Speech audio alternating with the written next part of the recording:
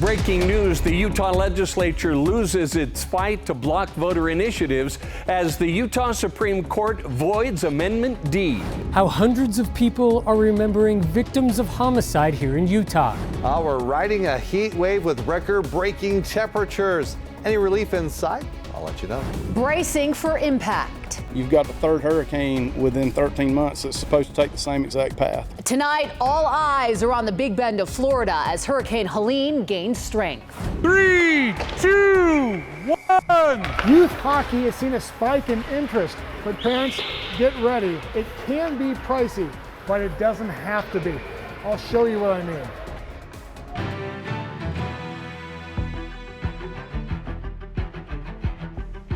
Good evening, everyone. We start with breaking news tonight. The Utah Supreme Court has issued a ruling on whether Amendment D will be on the November ballot. The ruling came down just a short time ago. Fox 13 News political reporter Ben Winslow is live on Utah's Capitol Hill with the very latest. Ben.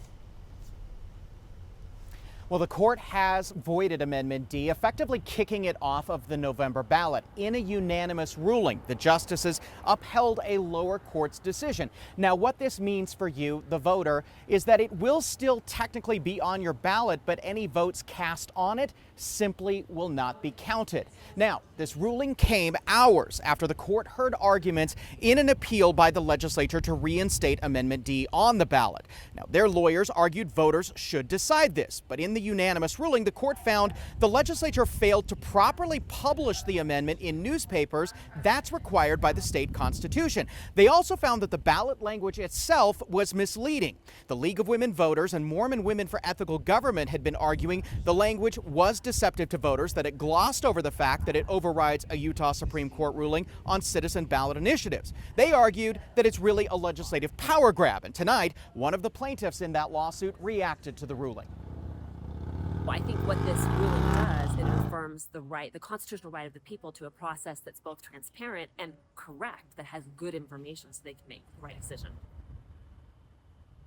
Now, here on Capitol Hill, lawmakers certainly are reacting to this decision. It was given a joint statement by House Speaker Mike Schultz and Senate President Stuart Adams. They are blasting the ruling, and I'm quoting here, "The court's action is unprecedented and troubling. The legislature offered the court a way to preserve the voting rights of all Utahns, but instead the court took the chance to vote on Amendment D out of the voters' hands. It's a sad day for Utah and voters, whether for or against the constitutional amendments." Now, the court's ruling could also impact another amendment on the ballot, Amendment A, which deals with public education funding. It's facing a similar challenge from the state's largest teachers union, the Utah Education Association. Now, during a court hearing today on that, lawyers acknowledged that whatever happened with Amendment D and the state Supreme Court could possibly have an impact on what happens with Amendment A on the November ballot. Stay tuned on that. Live on the Hill, Ben Winslow, Fox 13 News, Utah. Ben, thank you so much. In national news, within the past few hours, we have learned that New York City Mayor Eric Adams has been indicted by a federal grand jury on criminal charges that are still sealed. The Associated Press is reporting this. Adams is quoted as saying, "I always knew that if I stood my ground for New Yorkers, that I would be a target." He is the first sitting mayor of New York City to face criminal charges. Tonight, we're keeping a very close eye on Hurricane Helene. It is expected to make landfall in the Big Bend area that's in northwest Florida. And that area just saw a Category 1 hurricane, Debbie, last month. Right now, Scripps News reporter Joel Lopez is in an area of Florida where the hurricane is expected to make landfall. A lot of homes here in Steinhatchee and even businesses like this neighborhood pizzeria have their windows boarded up, and there's even sandbags ready to go. If Hurricane Helene makes landfall here, it'll be the third hurricane to hit this area in just 1 year. I spoke with the owner, Robert Vargo, who said he just finished fixing up equipment that was damaged due to Hurricane Debbie last month, and he's staying open today for everyone who's still in town getting ready to evacuate. But come 9 o'clock, he'll be boarding up his doors. We also saw a group of about 24 townspeople on a bridge holding hands, praying for the best, as Hurricane Helene could make landfall as a Category 4 storm. Our entire community probably it's just back up and running with our businesses, people's homes. It's been repaired. Idalia was 13 months ago. We had Debbie last month, and here we are again. You've got the third hurricane within 13 months that's supposed to take the same exact path, and it's just emotionally draining. Right now, there is also a mandatory evacuation here in Taylor County, but some people in town that I've spoken with say they plan to stay home and bunker down to take care of their belongings. Joe Lopez, Scripps News, Steinhatchee. Oh, that hurricane only gaining strength tonight, Breck. When exactly is it supposed to make landfall? Well, we're going to be talking tomorrow evening about 8 o'clock Eastern time, so 6 o'clock here Mountain Standard Time, where right now in its position is it slid past Cancun, now over those warm waters of the Gulf of Mexico, and it looks to gain strength. Let's talk about the pathway and the intensification of the storm, where right now, yes, Category 1 sustained winds at 85 miles per hour. By tomorrow morning, it should be a Category 2 with winds at 110 miles per hour. Tracking through the afternoon, again making landfall. We talk about that Big Bend area. Right now, models still showing a Category 4 hurricane. This is an update as we saw with previous forecast models showing a Category 3, but this is strengthening here. Again, it looks like 8 o'clock p.m. Eastern Standard Time there. We can see sustained winds at 130 miles per hour as it pushes further northward through Georgia, still holding on to hurricane strength and then losing its strength, but producing a lot of winds and precipitation. But the storm surge, that's one area of concern. Some areas 10 to 20 feet as it makes its push through those areas near the Big Bend over towards Tampa. So that's the situation there. Here, though, we're dealing with calm conditions, but also some fall heat, where today's high in Salt Lake City reaching 93 degrees. That ties the record set back in 2015. The latest that we've seen 90-degree readings is September 30th. So hot temperatures on tap. We get a little bit of a cool down, but we crank up the heat once again. Record-breaking temperatures looking ahead. When's that supposed to happen? I'll let you know coming up. Breck, thank you. This was the National Day of Remembrance for Homicide Victims, and Governor Cox made sure homicide victims in Utah were remembered. Fox 13 News reporter Chris Arnold joins us live from Utah's Capitol Hill tonight, where hundreds of people gathered earlier. Chris.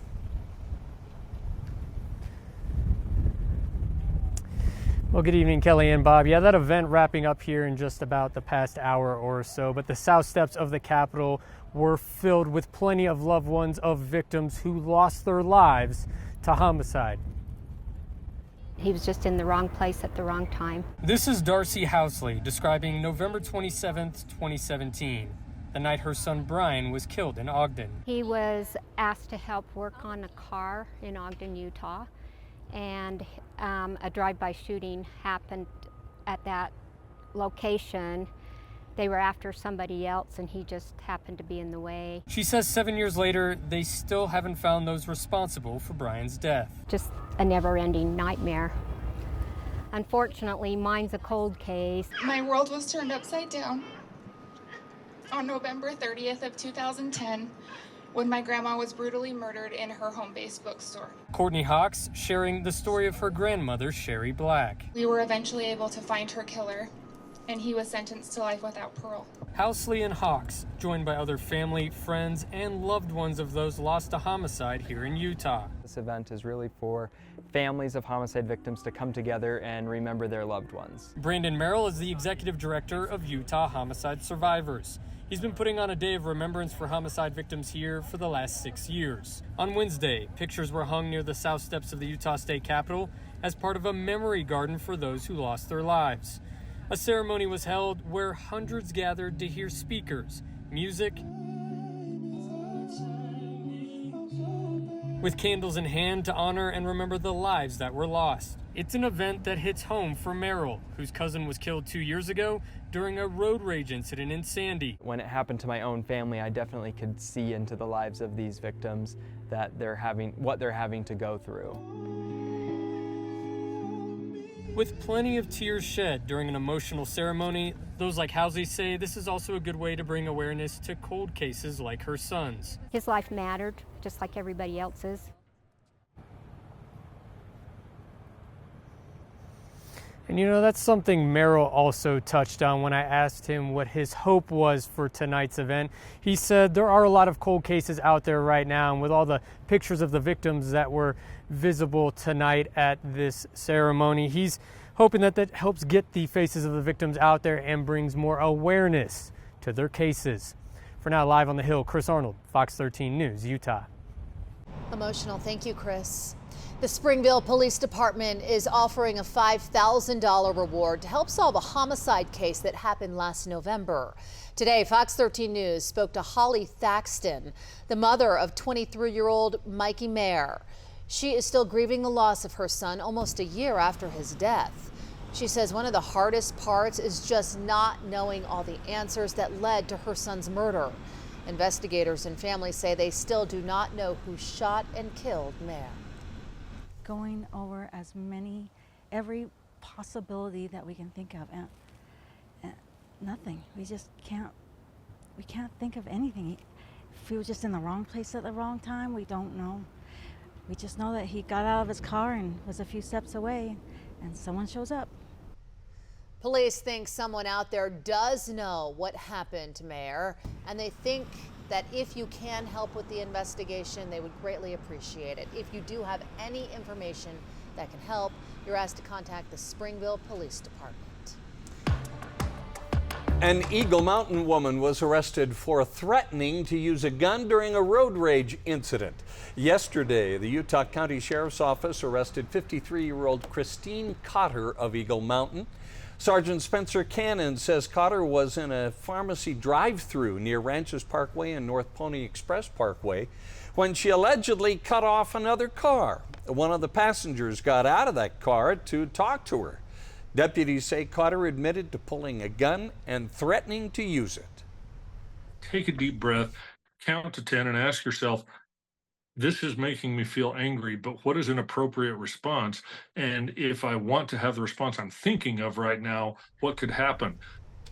Cotter was arrested on one count of third-degree felony aggravated assault. Her bail was set at $5,000. Big changes are coming to South Salt Lake when it comes to beer sales. How it's going to eliminate food deserts in some parts of the city. Plus, Summit County's only assisted living facility was discussed at the Oakley City Council meeting tonight. We have a recap. And after days of drama in Lehigh, a decision has been made over when the new All Abilities Park in town is open for families. Interest in youth hockey has surged since the NHL came to Utah, but it's an expensive sport. Coming up, I'll tell you how much it costs and how you can save some money. Lawson Krause has made the nice transition from Arizona to Utah along with his wife and a new addition to the family. We'll hear from the Utah Forward coming up. The fight continues to save the only assisted care facility in Summit County. Friends, family, and residents of Elk Meadows in Oakley went before the city council tonight. They want the city to stop the sale of the privately owned property. The Chateau Recovery Center wants to buy the building and turn it into a drug and alcohol treatment facility. Nothing was on the city council's agenda for tonight, but those trying to save the center expressed they are looking into alternatives. Some threatened lawsuits against the city. Others are trying to outbid the current offer. He is a vet of the Korean War. If anyone knows him, he's the sweetest man. In fact, today he was trying to figure out how to sell his Mount Pleasant home that's worth $350,000 to buy Elk Meadows so he could save his friends and his family there. The sale of the Elk Meadows property is a private transaction, and as such, current ownership has the right to sell the property without input from the city. It's ultimately up to the city planner to approve an amendment to the existing conditional use permit. Oakley is accepting public comment until the end of this week. The owners of Elk Meadows sent Fox 13 News a statement Monday saying they understand the challenges and will be ready to assist with relocation if the sale occurs. The South Salt Lake City Council approved a change to their local beer sale laws tonight. It allows for off-premise beer sales in ground floor retail with the hopes of attracting more grocery stores to the area. Off-premise beer sales in South Salt Lake have only been allowed in convenience stores that were attached to fuel pumps or stores that were larger than 60,000 square feet. It's partially a solution to eliminating food deserts in some parts of South Salt Lake because the council hopes new business will fill that void. You can't get a retailer to come in without that off-premise beer. No one wants to come in and sell groceries without that. That's been the hardest thing to get somebody to come in and fill those spaces. And so we feel like with talking to people who lease out the spaces and developers that this would really open up those areas to get those spaces filled and to get a bodega or a little grocery store in those spots. The council approved the code change unanimously. After several days of drama in Lehigh, city leaders have landed on the official hours for the new $17 million family park. It'll be open 7 days a week from 9 a.m. to sunset. The mayor of Lehigh said at last night's city council meeting that they'll have to figure out where to find the extra money to be open on Sundays. This past Sunday, Lehigh police had to get involved after the locks on the gates were broken and the gates were actually removed so people could get in. A new roundabout is coming to Utah's Capitol Hill. Some neighbors, though, concerned this won't actually solve the traffic problems. UDOT says the purpose of this roundabout is just to improve safety for all users, drivers, pedestrians, and people on scooters and bikes. There is more demand through this area than there is capacity, and without doing things throughout the network to solve that problem, putting in a roundabout that might have a lower capacity here won't fix any of the network issues that there are. UDOT aims to finish building the roundabout by December 17th. In the meantime, they're asking drivers to take detours to avoid the intersection.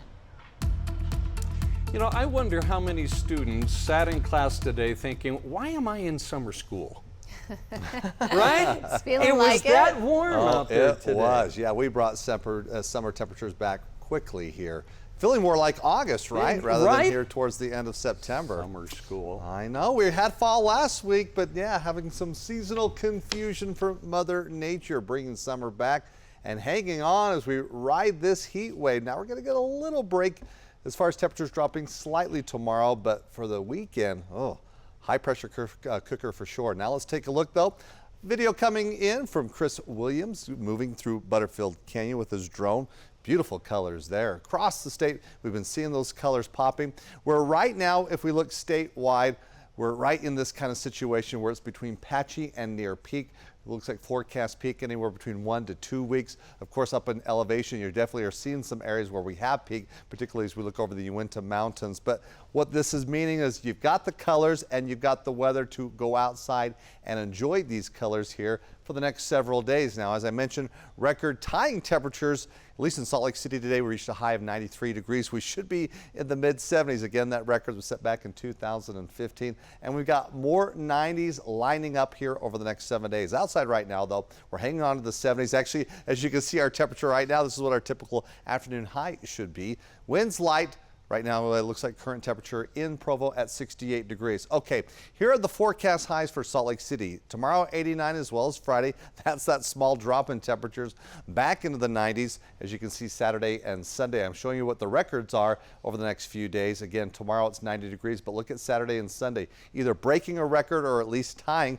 That's in the forecast here moving ahead. Now, no current watches and warnings in effect. We look further south, moving through Arizona, portions of Nevada, through Phoenix. Temperatures expecting to reach 110 to 115 degrees. Some of those warnings extending closer towards southern Utah. We won't be under any heat warnings, but triple digits will be in the forecast for St. George, all due to this high pressure, which will be broken down just slightly as we try to get a little bit of cooler air moving through northern Utah. But that high pressure kind of gains its strength once again, sets back up here moving into the weekend. And as it does set itself back up, that's why we're going to see those temperatures back on the rise as we move to the weekend. Until this next front, which looks to reach us, looks like between Sunday and Monday, this will be dropping some temperatures.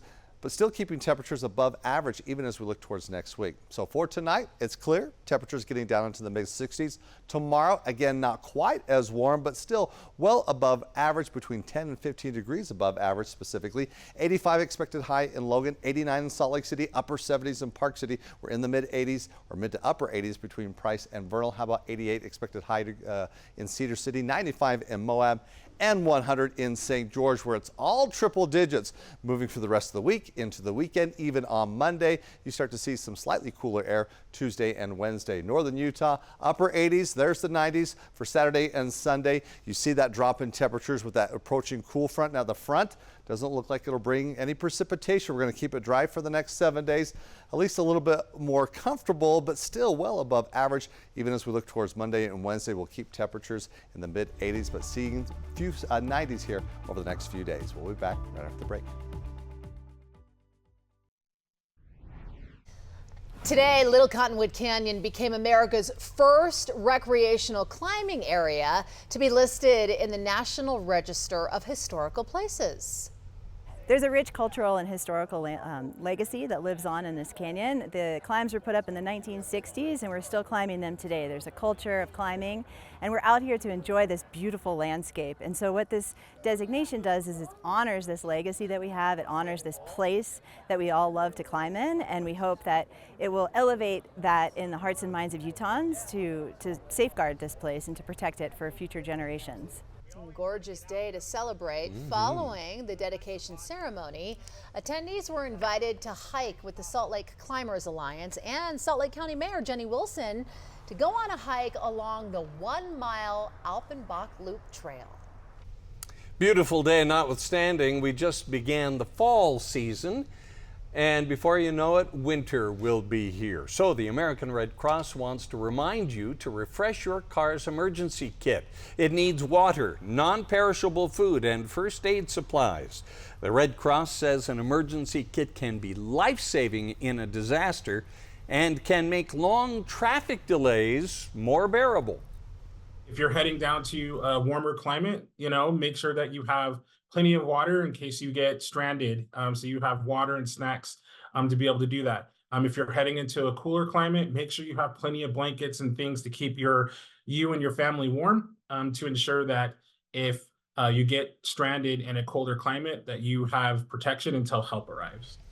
The Red Cross also recommends downloading the Red Cross Emergency app, which provides real-time weather and emergency alerts. Youth hockey is becoming the sport for Utah kids, and with all the hockey hype, It's gonna be huge. a bit of sticker shock for mom and dad. A couple $100 for the season. Parents, brace yourself. It's an expensive sport, but it doesn't have to be. I'll show you how much it costs and how you can save money. Keeping your kids on the ice without cherry-picking your paycheck. There's another helmet. It's like one of the best sports. Coming up next. 3, 2, 1, switch! I enjoy that I get to skate around and try to make goals Beautiful pass. and block other people's passes. Utah kids are contracting a cold feet. Battle, battle, battle! Be friends with some of these girls that I'll know for a while because I'll be on a ton of teams with them. Talk, talk, talk! The adults in youth hockey say they're seeing more families want to play. The numbers will keep growing now that Utah has an NHL team. I like meeting the people, and I feel like a lot of my friendships come from it. Ski with a goal! I'm Fox 13 investigative reporter Nate Carlisle. Here's what it costs for your children or grandchildren to play hockey and how you can save money. Tell me what you enjoy about hockey. Everything, that people in hockey are nice, the coaches are nice, playing hockey's nice. It's like one of the best sports. It's fast ice for the young hockey players here in Ogden. The gear they've strapped on would cost hundreds of dollars new, but many of these skates, sticks, and the gear between are passed down. This is my hockey shed where I take care of my people that come to get hockey equipment. We try to keep it neat. Don Korth is an 81-year-old retired firefighter who's been outfitting hockey players for decades for free. You can't do what I do with just one piece of equipment. You got to have lots of different equipment. Skates, sticks, helmets, gloves, pants, they all line his shed. and spill into his backyard in West Jordan. Different sizes and all that. On the day we visited, Korth was fitting 6-year-old Lumi for a pair of skates. I'll go get some socks. It's a cost saver for an activity that, according to a 2019 report by the Aspen Institute, is the most expensive of team sports. Oh, snap. With families spending an annual average of almost $2,600 for one child. How many kids a year do you help outfit? Well, with my exchanges, probably 500 or more, I would say. Those exchanges, or swaps, are organized by youth hockey leagues or supporters like Korth. They allow families to buy or sell used gear or receive free gear and trade in equipment that no longer fits their child. We just came out. Don's always been an awesome help. We're just here to do this. I've got 3 kids in hockey. There's another helmet. Jacob Spland, Lumi's father, says his family has saved thousands of dollars through gear swaps and enrolling in the county-run leagues rather than playing on private teams. I mean, the registration fees and the ice time is comparable to lacrosse or football, you know, a couple $100 for the season. Shorten the distance, yo. Yeah. Some counties and support organizations have scholarships and other aid. Transportation and the price of lessons, items cited in that Aspen Institute report as driving up the price, can be a big expense if a child joins an elite traveling team. Pin in support. But many families are content with leagues that have one practice and one game a week. Be aggressive. Plenty of fun. The county does a great job. Live puck, go get it. I have two great grandboys that are playing hockey. Oh, there is pizza in the penalty box. Nate Carlisle, Fox 13 News. 1, 2, 3, Mustangs! One of my main goals is to keep you in hockey forever.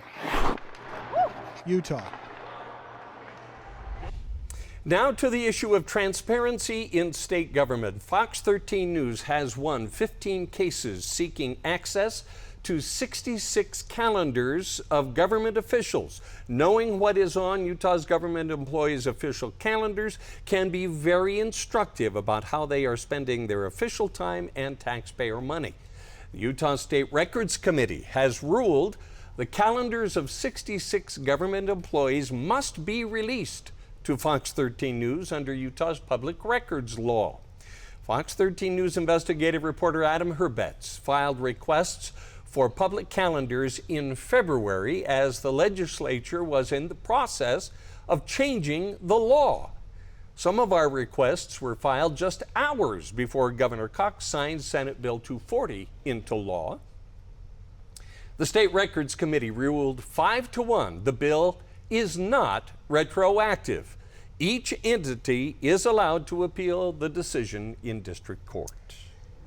Members of the newly formed union, Utah Healthcare Workers United, tried to deliver a petition with more than 2,000 signatures to Dan Lundergan. He's the CEO of the University of Utah Health Hospitals and Clinics. However, the union claims he refused to meet with them, saying he wanted to correspond by email or have one-on-one meetings instead.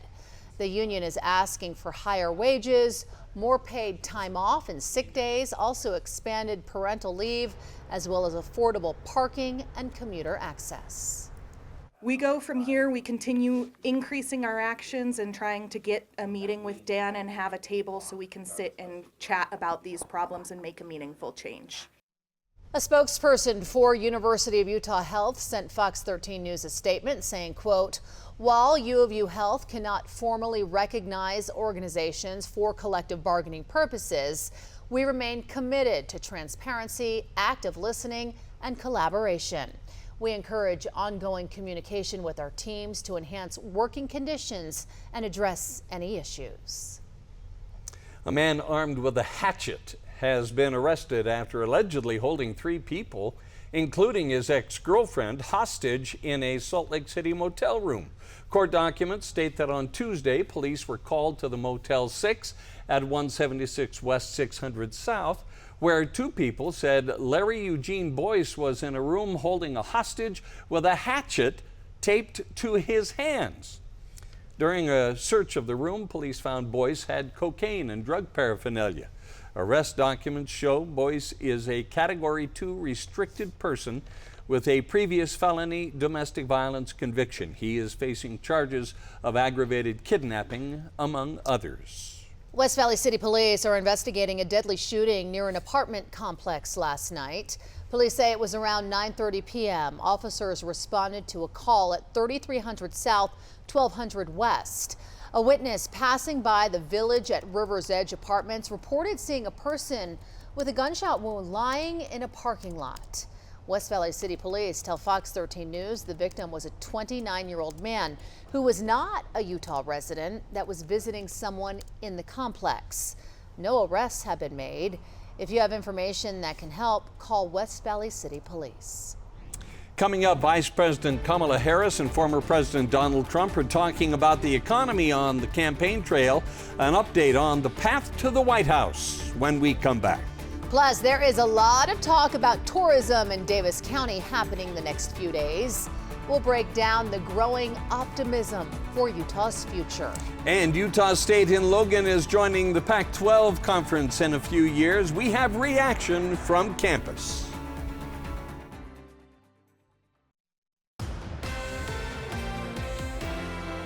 Tonight on the path to the White House, both former President Donald Trump and Vice President Kamala Harris are talking about the economy on the campaign trail. Scripps News anchor Maritza Giorgio reports. Vice President Kamala Harris and former President Donald Trump traveled to battleground states to give dueling speeches focused on the economy. In Pittsburgh, Harris touted her vision for a, quote, new way forward, contrasting her plan with Trump's.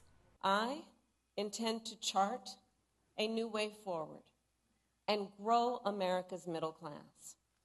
Donald Trump intends to take America backward to the failed policies of the past. She called for tax breaks for working families, more investments in small businesses, and promised to bolster U.S. manufacturing and improve competition with China.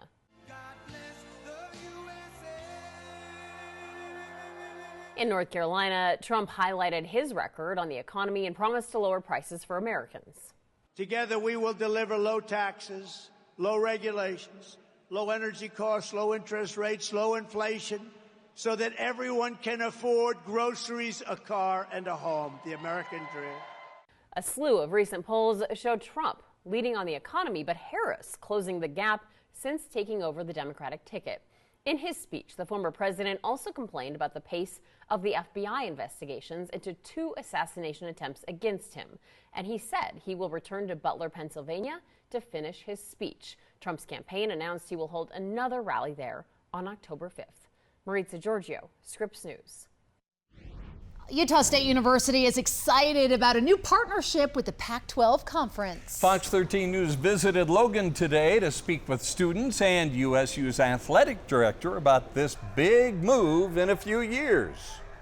Nobody likes to lose, so I think being in Pac-12, it'll help everybody get just really excited for football and help support the team. And it's exciting to kind of feel that sense of community when you're in the student section and moving forward in this together. We know we won't be able to put those patches on our jerseys or compete in that conference until fall of 2026, but the support, the excitement from all of our constituents, we're just really thankful for those supportive measures, and we want to say thank you to everyone.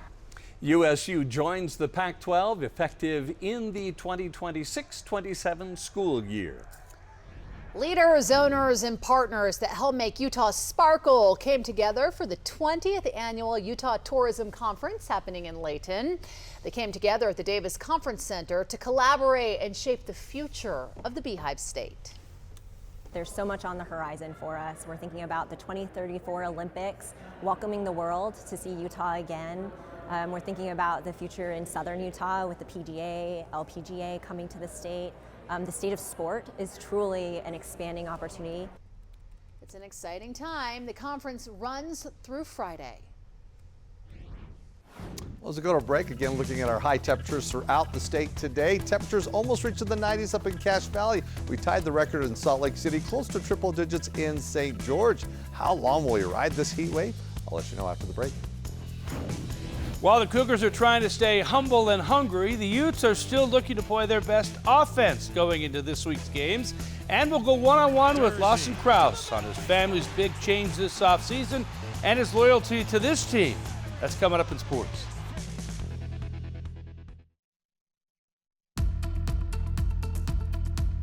Everyone, have you looked up in the mountains and seen those beautiful fall Gorgeous. colors? They're really popping. Well, and against the blue skies tonight, yes, today. gorgeous. Oh, the my temperature, goodness. though, Yeah. hopefully won't be scorching all those I pretty know. leaves, If correct? we could have this nice sunny weather and the fall temperatures to go along with it, we could just say ideal. But yeah, we've got the heat in place and it's not going anywhere anytime soon. Temperature right now in Salt Lake City, 76 degrees. We've got mostly clear conditions, winds light, humidity low. It's going to be another clear evening. Overnight temperatures not quite as cool. You can open up the windows though, let that cooler air come in, as we'll be seeing temperatures here along the Wasatch Front getting down to the 60s.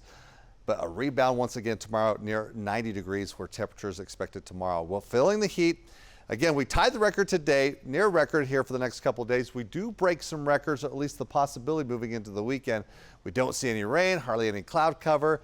We do have a cool front between Sunday and Monday. This will bring temperatures down, but it's not going to be much as we give you again long-range outlook next 6 to 10 days. Still looking out here across most of the desert Southwest, Intermountain region, and the western United States through the upper Midwest. It's going to be above average here as we're going to hold on to this heat really as we look over the next almost 10 to upwards of 12 days before we really start to see some significant temperature changes here looking ahead. But we will see that small drop next week as we get back down to the mid-80s, as we should be in the mid-70s. Watches and warnings, nothing in effect. I mentioned those heat warnings towards the south, some very hot temperatures, and some of that heat spreading across southern Utah, where St. George, you're returning to the triple digits. You've got the high pressure in place. It stays in place. It does move a little bit further eastward as we have a very weak system that's tracking northward, keeping the cooler air and the rain well north of the state. As high pressure sweeping back in, it really sets itself back up here once again, where we see that hot temperatures returning for the weekend, where we're back into the 90s here along the Wasatch Front. So this is what's going to be the situation here, where we don't see much shaking up as temperatures tonight deepen down into the mid-60s. We keep it clear for tomorrow morning. We're going to see that as highs maybe 2 to 3 degrees cooler here across northern Utah. Looks like upper 80s, even upper 80s through Provo. Looks like we won't be close to 90 degrees in Logan, but 85 expected high there. We're seeing some 70s in Park City. That feels more fall-like. You got to go up in elevation to get that cooler air, because you've moved further south through central and southern Utah. You're really toasty there, as 90s and even triple digits will be in place. St. George, the triple digits, we're hanging on to them through the weekend, even to the beginning of next week. It's slightly cooler on Tuesday and Wednesday. As you can see, it's all sunshine, no rain. Wasatch Front, it's upper 80s here for the next couple of days. Again, close to tying a record. We don't get there until the weekend. Saturday, the forecast is we break a record, we tie a record on Sunday, and then we start cooling down. We'll see those mid-80s. Also here for northern Utah, we just don't see any rain showers. Some cooler temperatures overnight, though, by next week. But until then, we kind of hang on to summer here, at least for the week. The move from Arizona to Utah was a big adjustment for everyone on the Utah Hockey Club, especially Lawson Crouse. He and his wife Claire added a new baby to their family. Here's Fox 13's Andrea Irvin's one-on-one interview with the Utah forward who scored a goal on Monday. Jersey to the middle, they score. It's Lawson Crouse. And the Delta Center is on its feet. You are now having to have to move to Salt Lake City, get settled in Utah, and then on top of all that, you have a daughter now. So what has life been like for the Crouses while you guys are trying to get here and then also be a father? Yeah, it's been great. I think obviously it's been a long but short summer in the same sense. Obviously long in terms of the hockey side of things and short in terms of having to figure out life here and stuff like that. But my wife and I, we were pretty on top of it from the get-go, and I'm grateful we did that. So kind of made the adjustment that much easier. I found a house pretty much right away and then got things moved in right away. So that was huge. And then obviously the birth of our child, our daughter, was an incredible experience. And you know, I'm counting down the minutes so I can get out of here and go see her. You know, your NHL career has been with the Coyotes and now with Utah, ever. What's that loyalty just kind of meant to you, knowing that you've been able to wear the A on your chest and be with an organization? You are one of the longest tenured guys on this roster. Yeah, I think it's exciting. I think, I've gone through so many experiences throughout my career, and some good, some bad, but you just got to learn, and that's all it's about, is learning day in and day out. And with the group that we have, Keller, myself, Schmaltzy, we've been together for a long time, and we really lean on each other here and there, and I think we have a great relationship that, kind of helps each other out in the long run. 10th ranked Utah will try to remain undefeated with the win over Arizona on Saturday. The Utes are 4-0, but they don't feel like they've played their best yet, especially on offense. Starting quarterback Cam Rising has missed the last 2.5 games with injured fingers, and true freshman Isaac Wilson has done well in his place, and the Mekhi Bernard has led the strong rushing attack. The Utes, though, still know there's room for improvement on offense. We've been talking about what he wants to average in the rushing game for a minute now, and we're just pushing it. Once we get our offense, because we haven't played our best ball yet. Once we get that to a T, then it's gonna be crazy. We haven't kind of hit our full stride, and kind of have to get the passing game back in the flow. I mean, Mekhi's been playing a great game. Running game's been good, but passing kind of has been up and down. So it'd be nice to get that going, and once we get that all together, we can't be stopped. 22nd ranked BYU will play at Baylor this Saturday. It's a chance for the Cougars to prove just how good they are after moving into the national rankings for the first time this season. BYU looked great in their upset win over Kansas State last week to remain undefeated at 4-0. The Cougars were picked to finish 13th out of 16 teams in the Big 12 preseason poll. Now they're tied for first. Can they keep it going on the road against Baylor? We haven't won a Big 12 road game yet. And so that's the challenge. Nobody feels like we've arrived by any means, and we need to go get our first Big 12 road win. The world we live in now with social media and the media, when you lose, the sky is falling and everything is lost, and when you win, it's like you've arrived, and and neither one is true. You just have to sort of stay level, prepare for every week the same way, and be ready to play on Saturday. Yeah, they haven't won a road game in conference play yet in their first 2 years in the Big 12. I think they do it on Saturday. They're going to win against Baylor. So, okay. Right. Prove me right. Okay, Prove us all right. Thanks, Jeff. Yep. We'll be right back. Thanks for being part of Fox 13 News at 9. Quick Cast is next.